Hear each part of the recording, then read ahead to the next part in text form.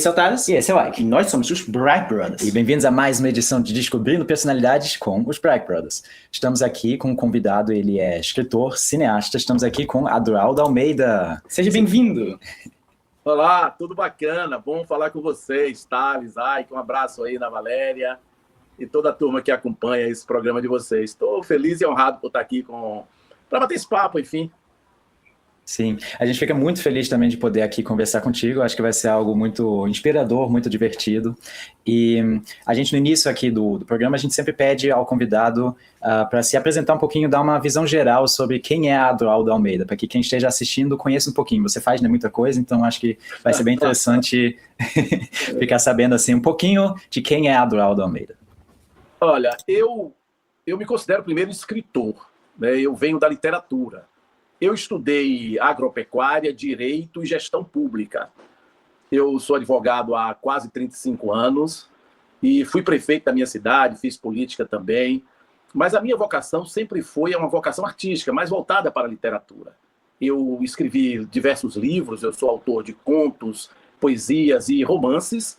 Eu tenho livros publicados por editoras da Bahia, de Minas Gerais e de São Paulo.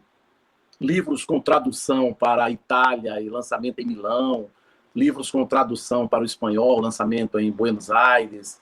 E depois da literatura, isso, especialmente na época da pandemia, que a gente não podia se comunicar pessoalmente, e eu sou um cinéfilo desde a adolescência. Aqui na minha cidade teve cinema, minha cidade é Itororó, Bahia, onde eu nasci. Teve cinema até 1986.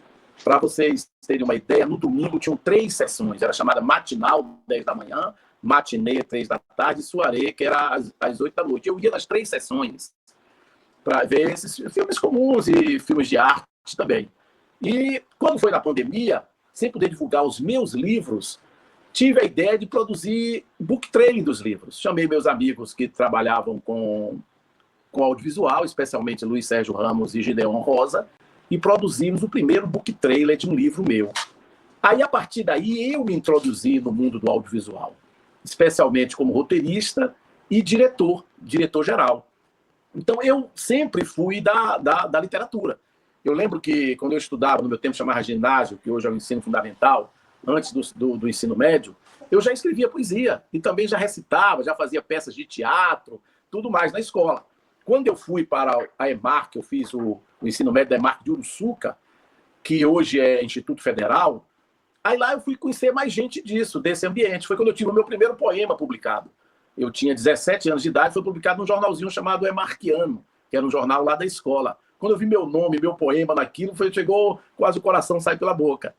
Aí, em 1986, eu tinha de 23 para 24 anos, eu publiquei o meu primeiro livro de poemas, em parceria com meu irmão. E a partir daí comecei a escrever. Então é essa a minha história.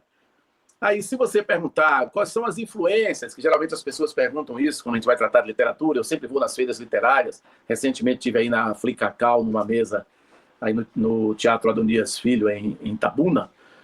Eu digo que eu tenho referência dos grandes clássicos, é claro, eu, vocês e quem está ouvindo a gente já leu todo mundo, né, que a gente tem que ler, né, e também dos modernos. Mas as minhas influências para escrever e para produzir filmes vêm especialmente dos casos que eu via em família. Eu fui criado pelo meu avô materno, que é um homem que nasceu no século XIX, que contava muitas histórias, João Clemente. Ele nasceu em 1893. Você tem uma ideia, quando ele chegou aqui no sul da Bahia, em Uruçuca, foi em 1912. Já tem mais de quase 115 anos que ele chegou aqui já adulto para abrir, como se falava naquela época, roças e fazendas de cacau ali. Esse homem me contava histórias extraordinárias. Ele foi criado pelo avô dele. Então, nós estamos retrocedendo ao início do século XIX, que era o meu quarto avô, não sei como é que chama isso. E, na minha geração, meu irmão mais jovem, conhecido como Lula Almeida, era um contador de casos extraordinário. Então, todas as minhas influências são dessa turma, de dentro de casa. O outro avô, meu paterno, Cassimiro, me contava histórias também. Ele é da primeira família Almeida a formar-se no Brasil, que são os Almeidas que vieram de Portugal para o Recife, que defendeu, escorraçou os holandeses e depois criaram a primeira família, com a família Correia de Almeida. Essa turma desceu de Pernambuco para Alagoas, para Sergipe e para a Bahia. Eu sou dessa família, Correia de Almeida. Já a família desse meu avô materno são os Ferreira da Silva, que aí as pessoas falam que são parentes do Virgulino Ferreira da Silva, eu não tenho nenhuma referência quanto a isso. Mas eles também do norte da Bahia, de Salvador, de Alagoinhas, e essa turma chegou em Uruçuca, depois em Almadina, depois em Tororó. Então, eu sou esse cara, e fiz política, né? Desde cedo. Fui no Grêmio Livre, no ensino médio, no DA e no DCE na faculdade, no Sindicato dos Bancários, eu fui bancário da Caixa Econômica Federal, depois saí dentro de partidos políticos, no PCdoB, no PT, e me tornei prefeito da minha cidade. Eu, com 50 anos de idade, já era ex-prefeito. Então, eu já tinha cumprido minha tarefa. Hoje eu estou com 63, né? Sou um homem idoso. Vocês aí tenham paciência comigo. Tá bom, Thales e Ike, é por aí. Eu acho que isso é uma muito visão já legal. muito boa. Eu até queria comentar aqui que é muito interessante essa questão do autor, na verdade, realmente pegar também as histórias da própria vivência da própria família. Então, você trazer isso é uma forma também de vamos dizer assim, continuar nessas histórias que talvez muitas vezes foram, né, passadas oralmente e passar para a escrita também. Então, uma forma de resgatar e de fazer um trabalho de memória também, bem interessante. Muito legal. E no cinema, nós criamos aqui, na época da pandemia, naquele período pandêmico, era uma coisa muito difícil fazer qualquer coisa, né? Aí nós criamos um movimento de artistas chamado Movimento Puro Cinema Puro. Esse movimento existe até hoje, agrega artistas aqui do Médio Sudoeste inteiro, mais de 100 pessoas. Ele é puro pela pureza da arte em si, da construção de uma arte territorial e sustentável, e também é da pureza da ausência de orçamento, de recurso. Então chama Puro Cinema Puro. Esse movimento foi criado em 21, e nós temos um canal no YouTube, e depois nós criamos um coletivo para tentar distribuir o que a gente produzia em audiovisual, que chama Catropia Filmes, que também tem um canal no YouTube, e nós já temos cerca de 20 curtas-metragens lá, se alguém quiser acessar. Filmes de 1 minuto a filme de 23 minutos. Aí, agora nós estamos produzindo o nosso primeiro longa-metragem, que no dia 28 de fevereiro, é um sábado, será a primeira diária de gravações. Vamos gravar 4 cenas no dia 28 de fevereiro do nosso primeiro longa, que são são exatamente 102 grandes sequências. É um filme para ter mais de 1h30 de filme. E aí a gente pode depois, se vocês quiserem, evoluir nessa conversa de ser um cinema territorial e sustentável, da economia solidária e da economia coletiva. E será um filme assim. Já está sendo, porque nós já avançamos a pré-produção, já concluímos a pré-produção e vamos para a produção no dia 28 de fevereiro. Perfeito. Eu ia até, na verdade, queria chegar ainda no ponto do longa-metragem mesmo, porque a gente está curioso para saber mais. E fica a dica aqui, só rapidinho, para quem ficou sabendo, Catropia Filmes, dê uma olhada lá, que já tem muito material. E vamos voltar agora ao longa, né? Eu acho que sim. Conta um pouquinho mais para a gente sobre esse processo, sobre o que já rolou. Você falou que em breve vai começar a gravar. Esse filme é o seguinte, Thales e Ike, nós chegamos a um ponto que falamos, nós já produzimos book trailer, nós já produzimos curta documental, já produzimos animação, já produzimos curtas de ficção, já produzimos clipe musical. Chegou no limite que a gente agora tem que fazer um longa. Tem que fazer um longa. Mas como fazer um longa? Vocês que sabem fazer cinema sabem da dificuldade que é. E sem recurso nenhum, é um filme totalmente independente. Não tem nem dinheiro de edital, nem orçamento de leis de incentivo, nada, zero. Então como é que a gente faria esse longa? Aí eu, e especialmente Luiz Sérgio Ramos, que também é um roteirista daqui, escrevemos dois roteiros antes para o longa. Um totalmente original e o outro que é uma adaptação de um romance meu, do meu primeiro romance, que chama-se O Labirinto dos Bárbaros.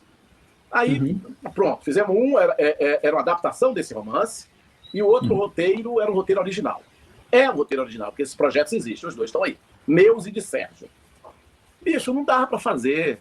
As locações, aí a música, a turma, o elenco, não tinha como a gente produzir o filme sem grana.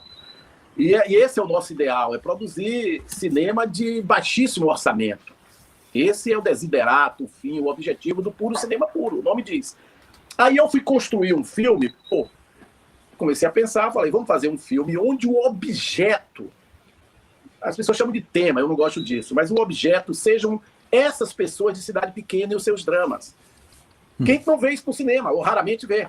Quando eles falam de pobreza, é estilizada, é a favela do Rio de Janeiro, é a favela de São Paulo, é aquela briga de gangues, é o tráfico de drogas, é não sei o que e tal. Não é esse filme que a gente queria produzir. Porque o Brasil, deixa eu dar um dado aqui social. Isso está no IBGE, não sou eu que estou chutando. O Brasil tem 5.540 municípios, fora Brasília, o Distrito Federal, que não é município. Desses 5.540 municípios brasileiros, 4.923, 86% dos municípios brasileiros, têm menos de 50 mil habitantes. E 70% tem menos de 20 mil habitantes. Esse povo, essa população, representa 33% da população brasileira. 64 milhões de pessoas vivem em municípios com menos de 50 mil habitantes, como Canavieiras e Tororó. Geralmente, nesses municípios, não tem cinema. Mas aí o cara pode dizer, mas daí, tem o streaming. Tem o streaming, tá certo, tem o streaming. Eu mesmo assino basicamente todos os streams que tem. Eu falo aqui em casa que se eu deixasse de pagar as assinaturas do streaming, a gente poderia comprar um carro novo. Mas eu sou muito ansioso, tem lá 30 filmes que eu comecei, séries, e não terminei. Mas não é assim com a população. O cara que tem Netflix já é uma grande coisa. Agora, você pergunta se o cara tem Imovision, se ele tem Mubi, se ele tem não sei o quê, não sabe nem o que é. Então, as pessoas não têm acesso ao cinema. Esse é um ponto. Não têm acesso aos filmes. O outro ponto é que estas pessoas, esses 64 milhões de pessoas, esses 86% dos municípios, os seus dramas, as suas histórias, não são representadas no cinema. Você não vê. Não é a história dela. Aí nós resolvemos contar a história dessa turma. Então o nosso filme chama Giramundos. É a história de um motoboy que, sem procurar, vai encontrar uma menina que trabalha na fábricazinha de calçados. Não é na grande indústria calçadista. Há um fenômeno no interior aqui nosso, do Médio Sudoeste, onde a indústria calçadista é grande, e já está aqui estabilizada há muitos anos. Só essa da Vulcabras e de outras está aqui desde os anos 90, mas desde os anos 40 já tinha gente aqui que produzia calçados. É uma tradição daqui por causa do couro do boi, do couro do bovino. Então, essa menina e ele vão se encontrar. Mas ela tem sonhos, ela já tem um filho do pai que foi embora, no caso uma filha, ele também tem uma de uma garota que se separou, que mora naquele bairro lá do fim do mundo, onde não tem a estrutura, a infraestrutura necessária que tem aí na tua casa, do esgoto, de tudo, da pavimentação da rua. Ninguém trata dessa turma, nem dos sonhos deles. É uma questão de representatividade mesmo. Então é esse time que nós vamos mostrar. É um motoboy e uma menina que trabalha numa pequena fábricazinha. Só que os dois têm sonhos. Ele quer ter uma casa de peças para moto, ela quer ser uma cantora, e todo em torno deles, dos dois grandes grupos, e os seus antagonistas e tal. Beleza. Mas como é que a gente vai produzir? Quais são as locações? A rua é a rua, a feira é a feira. A fábrica é a fábrica. A festa de paredão é a festa de paredão, que tem aqui em Tororó. Então você pode perguntar assim, olha, Adroaldo, então vocês vão representar a realidade? Não, é o contrário. Nós vamos torcer a realidade para ela se inserir na nossa ficção. Legal. Nós não estamos representando a realidade. É uma história de ficção. E a realidade, para gravar, vem para dentro do meu filme. Eu vou manipular a realidade a favor do meu filme.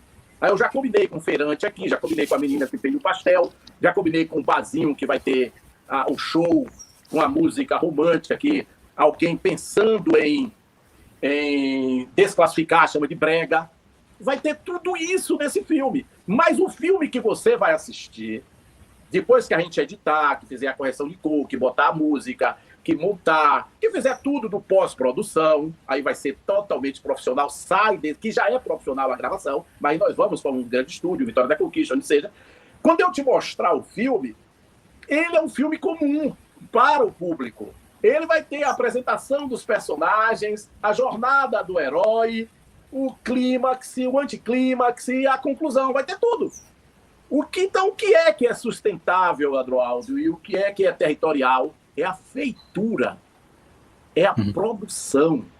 Então, tudo que eu vou fazer, se tem um giramundo pendurado na casa, que é aquela estrela da felicidade, vai ser uma moça daqui que vai fazer, um artesão daqui. Eu não vou comprar na internet. Eu não vou comprar na Shopee. Todos os atores e toda a equipe de produção é de Tororó, Itapetinga, Itambé e Firmino Alves. Só tem 4 municípios envolvidos, todos do Médio e Sudoeste. E o Itambé, na verdade, é o São José do Colônia, um distrito. Não há uma distância de gravação nem de mais de 10 quilômetros de onde eu estou agora. E vai ser no distrito do Rio do Meio, no distrito do São José e num bairro de Tororó chamado Loteamento. Todas as 102 grandes sequências vão ser gravadas aqui. Então, essa manufatura, esse fazer o filme é que é diferente.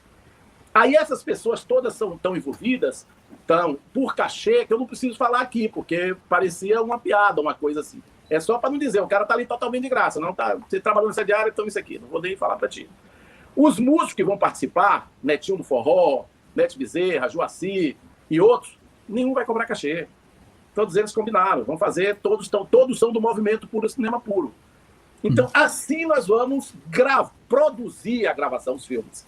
Agora, quando a gente for para a pós-produção, aí já vai ser um outro momento. Então é esse o cinema territorial. Sim, por que eu chamo de sustentável? Primeiro que ele se sustenta por si mesmo. Eu não tenho nem vaquinha virtual para a gente arrumar dinheiro. Não, e eu não tenho. E quem trabalha com a gente também não, é ali um pouquinho mesmo. E também nós não vamos interferir em nada do ambiente, do meio ambiente, zero. Então aí ele é 100% sustentável, e 100% territorial, e 100% independente. Não é muito legal. O cinema, sim, a gente gosta muito porque a gente se identifica, porque o cinema que a gente faz aqui em Canavês segue um pouco essa linha também de realmente aproveitar a mão de obra local, a arte, os artistas locais, e também na nossa minissérie que a gente produziu, tem esse aspecto também de muitas cenas, tem quase um aspecto documental de ter aproveitado o cenário como ele é mesmo, para realmente ser autêntico, e não também ser de todos os atores também serem daqui. Sim. Como você está dizendo, você acaba de me reforçar o que eu penso. Vocês também fazem isso aí assim. Exatamente. Sim, isso a gente acha isso muito legal. Por isso que a gente acha que vocês estão fazendo isso em Tororó também. Sim. O que eu acho legal é que o mais legal disso tudo, na minha opinião, é o que alguém chama de tema. É o objeto do filme. Eu acho que as pessoas desse lugar elas vão estar representadas. E não é um documentário. Exatamente. Não é um documentário. Você pode até chamar de filme híbrido. Tudo bem, eu topo, porque eu sou aqui da região Cauê, ele está acostumado com o híbrido do Cacau para suportar a vassoura de bruxa. É mais ou menos isso. Nós vamos fazer um filme híbrido para a gente suportar a fortuna que seria se a gente tivesse que montar tudo. Então é um filme, mas não é um docudrama. Não é também um docudrama. Porque eu não estou pegando uma história documental, um caso real, para que a partir dali eu o dramatize. Não é. Não é um docudrama. É um filme de ficção. Nós construímos uma história inteira, com diversos personagens que nós criamos por nós mesmos. Só que nós vamos gravar, tem uma família com 5 gerações de mulheres. A mulher, que seria a bisavó ou a tetravó da menorzinha, ela realmente tem 92 anos. Dona Helena Costa tem 92 anos. A menininha, que é a última geração, a Eva, ela efetivamente tem 6 anos, a Eva. E eles vão estar dentro de uma casa que efetivamente é a casa da Ismênia, que é a avó. E vão estar lá só 2 atrizes diferentes, a Alciane, que é a mãe, e a Denise, que é a protagonista. Então são 5 gerações de mulheres que efetivamente têm as idades que teriam, de uma de 92 e uma de 6 anos, e dentro da casa de Ismênia, na casa dela mesma, lá no bairro. E outra coisa que nós tivemos preocupação, dessas 102 grandes sequências, ou como você queira chamar, cenas, apenas 22 são noturnas. Então nós trabalhamos com cenas diurnas e muitas cenas externas, para a gente não ter muita preocupação com a luz artificial, que, na minha opinião, uma iluminação natural. É um grande problema para o cinema independente, para quem manja pouco Exatamente. disso. É botar a luz. E a captação de som também, mas a de som ainda é mais fácil. Agora a luz, para ela ser profissional com um desenho como vocês fazem, é extremamente difícil. Agora, qual é a facilidade, entre aspas, que nós temos aqui? Aqui do lado, a 130 quilômetros de Tororó, fica Vitória da Conquista. Lá tem o curso de cinema e audiovisual na Universidade Estadual do Sudoeste da Bahia, na UESB. Entre essa turma que vai estar com a gente, tem gente formada lá e estudantes de lá. Então esse povo entende dessa coisa que eu, por exemplo, não entendo dessa técnica. Eu não entendo dessa técnica, mas não é a técnica que vai estar não é a arte que vai estar a serviço da técnica, é o contrário, a técnica vai estar a serviço da arte, entendeu? Então a técnica, faça teu filme, cara, encontre a tua solução para a tua luz, encontre a solução para o teu som sair bacana. Não é? Você não tem que estar passando pela escola, invente, crie, que é uma das coisas que eu discordo em literatura. Eu tenho aqui meus livros, estou te mostrando, esse aqui é um outro romance nosso, A Última Flor da Terra. Esse daqui, A Última Flor da Terra, foi traduzido para o italiano. Essa edição aqui, ó, é uma editora de Soresina, da Grande Milão. A tradutora, a Simone Advíncula, ela leva esse livro lá para a Europa inteira, para aquelas vezes literária que já foi na Suíça, já foi na Alemanha, em San Marino, que você sabe, aquele enclave lá dentro da própria Itália. E esse daqui foi o primeiro que motivou a gente criar esse movimento. Em busca de Júlio Pacá, foi o book training que nós fizemos para apresentar esse livro. Como apresentar. Ele foi traduzido pelo espanhol, buscando a Júlio Pacá. O que eu queria dizer sobre isso? Que quando alguém diz para mim que é um chavão, um clichê dos literatos, é o seguinte: escreva sobre o que você conhece. Se você assim não tinha ficção científica, é o contrário. Você é artista de verdade quando você escreve ou produz uma coisa, justamente o que você não conhece. Você vai conhecer com a tua criação, com a tua invenção. Você descobre. O mundo real, esse mundo aqui que eu estou respirando, vou comer daqui a pouco, não sei o quê, tomar remédio, não sei o quê. Esse mundo não existe, não. Pelo menos para mim. O mundo que existe é o mundo que a gente inventa. Nós somos personagens das nossas próprias vidas. Nós temos que inventar coisas. E não, a gente não tem que se submeter a uma realidade que está aí, física e materialista. Não, meu amigo. A gente tem que inventar um mundo. É esse mundo inventado no cinema, e o cinema é uma maravilha. Eu fico com inveja de vocês, que são novinhos aí, fazem cinema, e estudaram isso, e eu já estou aqui descambando. Eu tenho uma amiga, que é uma atriz brilhante, que ela costuma falar bem assim, todos os dias que eu a encontro, ela fala: ai, que saudade de um set. Aí depois eu fui entender que ela tinha razão. É um negócio maravilhoso. É quase um vício, a gente sempre fala que fazer cinema é um vício. É bom demais. E olha só, você tocou num tema muito interessante da questão da juventude, que ainda tem, né, muito para olhar para frente. Se encaixa perfeitamente no quadro, nosso primeiro quadro aqui do programa, que é o espelho mágico do tempo. Agora, a sua chance de falar com a versão do jovem sua, você escolhe a idade. O que você falaria para o Adroaldo jovem? Olha, eu diria para o Adroaldo jovem, ou se eu fosse jovem hoje, primeiro que eu não teria estudado direito. Eu teria estudado letras. E aí eu iria entender um mundo da lógica da palavra, e depois, quando eu saísse do curso de letras, eu iria fazer diversos cursos livres, ou até especializações, mestrado, que seja, em cinema. Mas não é em teoria literária e nem em teoria cinematográfica. É justamente o diferente da teoria. É na construção da história. Eu não estudaria direito. Então, se eu hoje olhasse para o Adroaldo jovem, eu diria: cara, vai estudar letras, e vai fazer arte, se mande para as grandes cidades, vá para São Paulo, de São Paulo vá para Berlim, vá para Paris e retorne para a tua aldeia. Então, cara, faça tuas coisas. Crie tuas coisas. Mude o mundo, cara, mudando você mesmo e uma pessoa do lado. Faça o que você sonha. É possível você ser qualquer coisa. Faça teus filmes, escreva teus livros, construa a tua vida da arte, que é a única coisa que existe, cara. E aí não é só pelo legado histórico, não. É pelo prazer de criar mundos. Então, resumindo, se eu dissesse para o Adroaldo com 15 anos, eu falava: estude letras. Legal, é muito interessante. E realmente motivacional, né? Mude muito. Esse aqui é um livro meu de contos. Esse cara aqui, ó, tá vendo esse garoto aqui, ó? Sim. Mas até hoje, porque eu não tomo muito sol, com esse cabelo black power, nessa capa. Esse cara sou eu, com 17 anos. Que legal. Que legal. Que legal, que legal. Essa foto é de que ano? Eu não fico do lado de cabeça baixa. Ah, sim. Ah, massa demais, legal. Muito bom. Olha só, que legal. Eu acho que a gente também pode fazer o segundo quadro, que é o Pergunte aos Bright Brothers. Agora o jogo vira e você pode fazer uma pergunta virada para nós. Olha, a coisa que eu perguntaria para vocês é o seguinte: vocês entendem a arte como um processo de vida, uma profissão comum, ou como uma arma para transformar a sociedade? E vocês? Bom, de certa forma, Sim, de certa forma é os dois, né? E também né, você falou de nós mesmos, que a arte muda. Tem esse aspecto de mudar a própria visão do artista e também de mudar a audiência que está assistindo, lendo ou ouvindo uma música, né? Seja qual for a forma da arte. possível. No nosso caso, o cinema, né? A gente sempre fala aqui também nesse programa de Descobrindo Personalidades que a arte tem um poder muito forte de transformação. Então, e que essa forma é um portal de empatia. Então, o artista tem esse poder de fazer... Alguém entra para assistir o seu filme e sai com uma nova visão, com uma pessoa melhor, uma pessoa que quer ter um impacto mais positivo na sociedade. Então, o artista tem esse poder indireto de moldar o pensamento para algo melhor. Ou pior, ou seja, o artista tem a responsabilidade de o que ele diz com sua arte.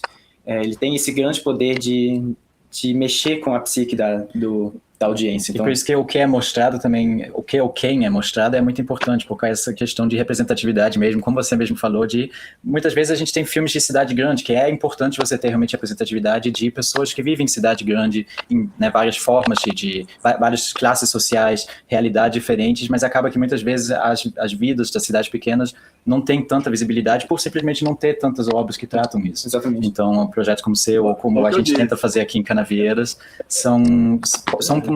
tem esse potencial de talvez trazer isso mais. Então eu acho que assim, o artista é uma profissão como todos os outros em termos também de impacto que possa ter. Do mesmo jeito que um médico, eu até comento isso, como o médico ele cuida do corpo dos cidadãos, ele consegue salvar vidas, a arte consegue salvar a vida de outra forma, que também é nobre do que um médico, no sentido de... Você fala que é o médico das almas, os artistas são os médicos da alma, eles curam algo que não dá para curar na parte fisiológica, ou seja, é algo que possa ajudar no espírito, que possa trazer mais empatia, trazer mais esperança. Então o artista tem essa função social, essa importância, então tem que ter esse respeito, que também tem uma função como todos os outros empregos tão essenciais para uma sociedade funcionar. Exatamente. Acho que em resumo é isso. Eu acho isso também. Olha, eu quero que fique claro que às vezes a gente diz, tem um chavão da comunicação que diz que comunicação não é o que você diz, é o que o outro entende. Então, olha, eu primeiro acho que é importante, todas essas profissões são relevantes. Na minha família, eu digo, a minha mãe teve 3 filhos, todos 3 estudaram direito. Desses 3 filhos, ela teve 7 netos, 4 estudaram direito e 3 medicina. Então, eu acho que todas as profissões são relevantes. Eu tenho amigos que trabalham em tudo. Eu, por exemplo, também trabalho com agricultura. Eu sou técnico em agropecuária. Eu acho que a produção de alimentos hoje é a coisa mais relevante que existe para o conjunto inteiro da sociedade. Você tem que produzir alimentos de qualidade, que não sejam venenosos, que cheguem todo mundo. Isso é importantíssimo, o agrônomo e etc. e os demais. Beleza. E os filmes também que representam a cidade grande, é importante pra caramba. Filme até que se passa em outros países, mesmo de produção nacional. Eu vi um filme lindo esses dias, que parece uma produção assim, independente, mas não é. É do Afonso Uchoa, que é um cineasta que eu gosto, que é Arábia. Vocês já viram, certamente. Então, e quem não viu, eu sugiro esse filme. Para mim, é top 5 dos filmes nacionais. Mas ninguém vê falar. Ou vê pouco falar. Por que Arábia não está aí? O povo não fala de Arábia. Para mim, é um dos maiores filmes nacionais. Não é de cidade pequena, é um road movie que termina em Ouro Preto, que é uma cidade média, é ali daquela região, de Contagem, é aquela turma dali, mas é de Afonso Uchoa, que é um paulista. Então, eu estou querendo dizer o seguinte, nós estamos tentando fazer um filme em Tororó que seja um filme para ir para os festivais do mundo inteiro. Ele vai ter qualidade, tanto na narrativa dele, como no que nós vamos produzir, tudo, e não vai ter R$1 de lugar nenhum que não seja nota. Bom, mas que legal que vocês estão com o projeto fluindo, né? Na verdade, aqui o bate-papo também fluiu muito, muito bem. Eu acho que agora a gente, antes de terminar aqui, né, com considerações finais, você tem um espaço aqui para poder indicar outra pessoa, convidar outra pessoa a ser descoberta pelos Frag Brothers. Olha, tem muitas pessoas que eu poderia sugerir para vocês. Vocês conhecem Gideon Rosa? A gente ainda não falou com ele aqui, então seria uma boa oportunidade. Mas vocês conhecem ele, né? Sim. Gideon Rosa trabalhou, inclusive, em Central do Brasil. Ele faz o Primeiro Pai. Ele é daqui de Tororó. Eu falo para Gideon que ele tem 3 naturalidades. Tororó, Itapé e Guararema. Ele, na verdade, nasceu em Itapé, passou a infância e a adolescência em Tororó e depois foi para Guararema. Agora mora em Salvador e tal, etc. Gideon é um nome massa. Mas Gideon é conhecido. Luiz Sérgio Ramos também é um nome bacana. É um cara que ganhou prêmios aqui na Bahia na área de teatro, um dramaturgo formado, ele ganhou como, se fosse assim, digamos, melhor roteiro. Ele fez as peças, tinha um prêmio aqui na Bahia, chamava Bahia Aplaude, era o Oscar do teatro baiano. Ele ganhou 2 vezes como melhor texto de peça. Mas eu quero te sugerir, para você descobrir mesmo, é um diretor de fotografia, montador e editor, que para mim é um gênio. É um cara de Tapetinga que pouca gente conhece, ele chama-se Bruno Deduc. Ele, inclusive, vai ser o nosso diretor de fotografia e o nosso editor desse nosso longa. Então, eu sugiro essas 3 pessoas, especialmente Bruno Deduc, Gideon Rosa, Luiz Sérgio Ramos. Legal. Então, vamos conversar com eles. Sim. Esperamos aqui voltar com um deles, ou todos os 3, para novos bate-papos. Novas descobertas. Exatamente. E, bom, é isso. Agora, antes da gente finalizar aqui, se você ainda quiser deixar algumas palavras de consideração final, é seu momento. Olha, primeiro eu quero agradecer a vocês, demais, a mãe de vocês, parabenizar pelo trabalho que vocês fazem, desejar sucesso, dizer que eu estou à disposição a qualquer hora. Eu quero ir a Canaveiras para conversar com vocês, conhecer aí. Eu nunca comi cabeça de robalo, que eu soube que não é nem cabeça nem é de robalo, né? É uma comida de Canaveiras que gastronomicamente é interessante. Não tem essa comida aí, cabeça de robalo? Tem, é muito famosa. Eu tenho um amigo aí em Canaveiras que é um homem, mas ele é conhecido como Carolina. Ok. É um apelido dele. Ele tinha açougue, que aqui Toró é terra da carne do sol. Quero mandar um abraço para vocês, agradecer a vocês. Pedir desculpas, que eu converso demais. Usar a minha expressão. É animação. Nós queremos muito apoio do Estado. Eu acho que precisa mais da mão do Estado no cinema, sobretudo nesse cinema independente do interior, tanto do Estado da Bahia como do governo da União. É talento demais e orçamento de menos. Mas é dizer o seguinte, olha, recomendo 2 canais no YouTube. Puro Cinema Puro, Catropia Filme. E a vocês 2, os Bragg Brothers, Bragg Brothers, sim. Bragg Brothers, a Ike Thales. Bicho, muito obrigado, cara. Desculpa essa minha prosa aqui, eu que é isso? envergonhado, acho que conversei demais. Olha, deixa eu apresentar aqui por último. Esse aqui é um livro de microcontos meus. O maior conto aqui dentro tem 4 linhas de uma história completa. Vou terminar lendo interessante. De uma linha. Um conto de uma linha. Isso aqui chama As Migalhas dos Dias. O maior conto tem 4 linhas. Vou ler um de uma linha. Tá bom. Ontem faz muito tempo. Dr. Alzheimer está atrasado. Muito bom. Que legal. Então, a gente sempre deixa as redes sociais aqui. A gente agradece muito, né, aqui sua participação e o bate-papo é isso, né, para conversar. E é isso. Bom, ao longo do vídeo a gente deixou aqui as redes sociais e também dê uma olhada nos canais, né, do Adroaldo. Confira os curtas, os livros e é isso. Nos vemos na próxima vez. Tchau, tchau. Valeu. Tchauzão. Tchau, tchau.